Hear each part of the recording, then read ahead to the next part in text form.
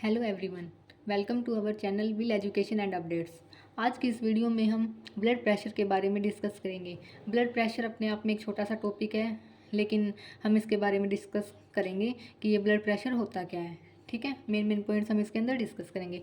सबसे पहले हम बात करते हैं ब्लड प्रेशर। बीपी को हम क्या बोलते हैं? बीपी की फुल फॉर्म क्या होती है? Blood pressure. ठीक है, आजकल बीपी सबके अंदर हमें देखने को मिलता है, तो हम इसके बारे में डिस्कस करेंगे।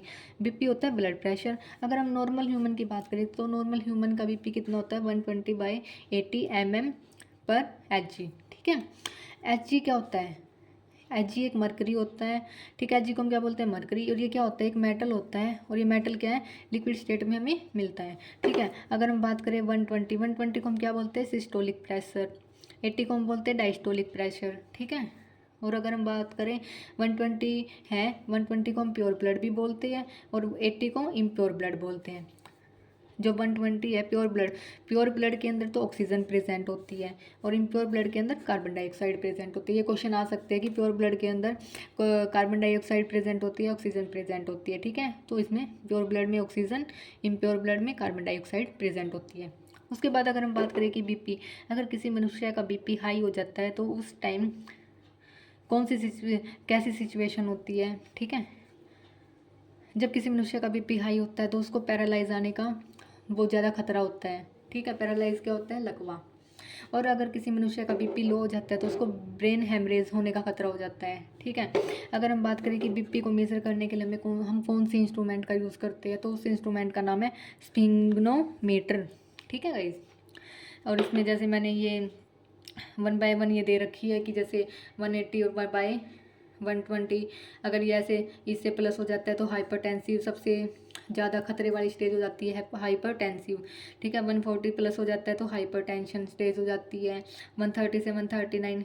ठीक है, ये सब मैंने इसमें बता रखा है। नॉर्मल बीपी कितना होता है? 120/80। ठीक है, अगर हम बात करें कि मैन हीमोग्लोबिन लेवल, कि मनुष्य के अंदर कितना हीमोग्लोबिन लेवल होता है, तो मनुष्य के अंदर 14.5 से 17.5 हीमोग्लोबिन होता है नॉर्मल। और वुमेन की अगर हम बात करें तो वुमेन के अंदर 12.5 से 14.5 हीमोग्लोबिन प्रेजेंट होता है।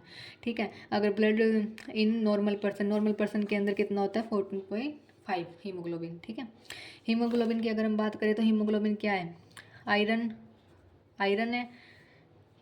ग्लोबिन से मिलकर क्या बनता है? प्रोटीन। हीम से मिलकर आयरन, ग्लोबिन से प्रोटीन। ठीक है, हीमोग्लोबिन। अगर हम बात करें कि ब्लड की स्टडी को हम क्या बोलते हैं? हीमेटोलॉजी और सीरोलॉजी भी हम इसको बोल सकते हैं।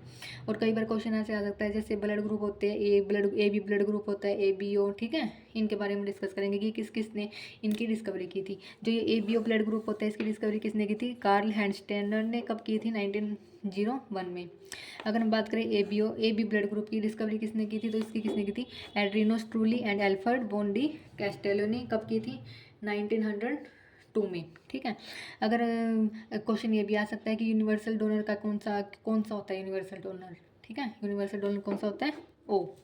जो O ब्लड ग्रुप होता है ना, ये जिसका ब्लड ग्रुप O होता है, ये ना सबको डिनोट कर सकता है अपना ब्लड। ठीक है गाइज, थैंक यू। आज की वीडियो में हम इतना ही करेंगे। हमने बीपी के बारे में पढ़ा, एक छोटा सा टॉपिक है, लेकिन इससे क्वेश्चन बहुत सारे बनते हैं जो हमने डिस्कस कर लिए। Thank you.